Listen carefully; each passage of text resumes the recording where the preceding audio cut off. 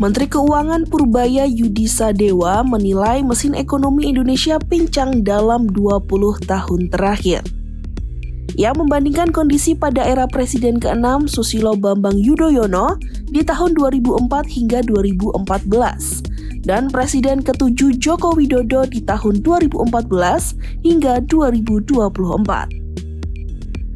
Hal tersebut disampaikan Purbaya dalam acara Great Lecture Transformasi Ekonomi Nasional yang digelar di Jakarta, Kamis 11 September 2025. Dalam 20 tahun terakhir ini, mesin ekonomi kita pincang.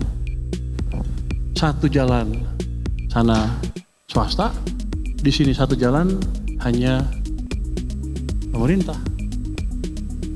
Swasta 6, pemerintah 5. Gimana kalau dua-duanya dijalankan? Base-nya kan 6 kalau swasta. 6 tambah sekian. Jadi 6,5%, 6 sampai 6,5%. Enggak susah-susah amat dalam waktu setahun 2 tahun.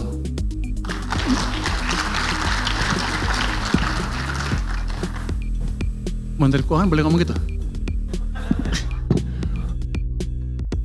Izin ya Pak Ketua.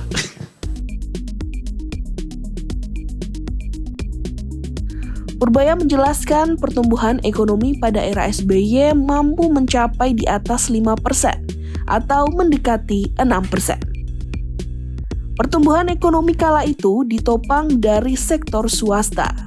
Nah sekarang kita lihat nih, kalau menuju 8, gimana sih caranya?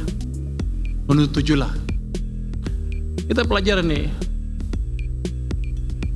zaman Pak Jokowi, zaman Pak SBY, bangun infrastruktur sedikit kan, pertumbuhan ekonominya mendekati 5% rata-rata. Pertumbuhan kreditnya 21%, M0-nya 17%. Kondisi berbeda terjadi saat Jokowi berkuasa. Ekonomi digerakkan lewat pembangunan infrastruktur, tetapi sektor swasta melambat.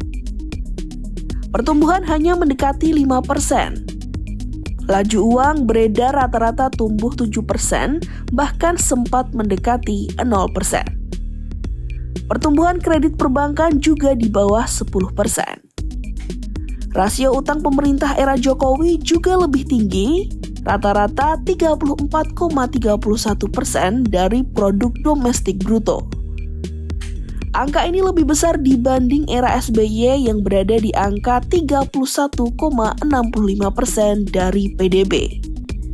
Zaman Pak Jokowi ini kasihan, sepertinya dimusuhin. Begitu dia masuk,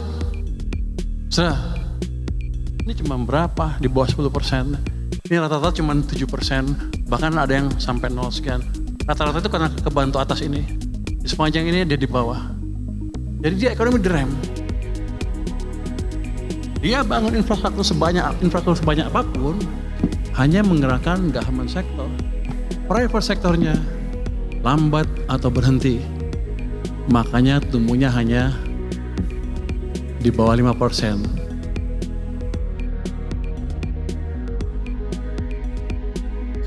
Purbaya menyoroti kebiasaan pemerintah menaruh dana di Bank Indonesia. Nilainya bahkan sempat tembus 800 triliun rupiah. Padahal dana itu berasal dari utang dengan bunga sekitar 7%. Ia juga menyebut Bank Indonesia ikut mengeringkan likuiditas lewat penerbitan Sekuritas Rupiah Bank Indonesia atau SRBI. Bagi Purbaya, kondisi ini akan semakin parah jika tidak diperbaiki.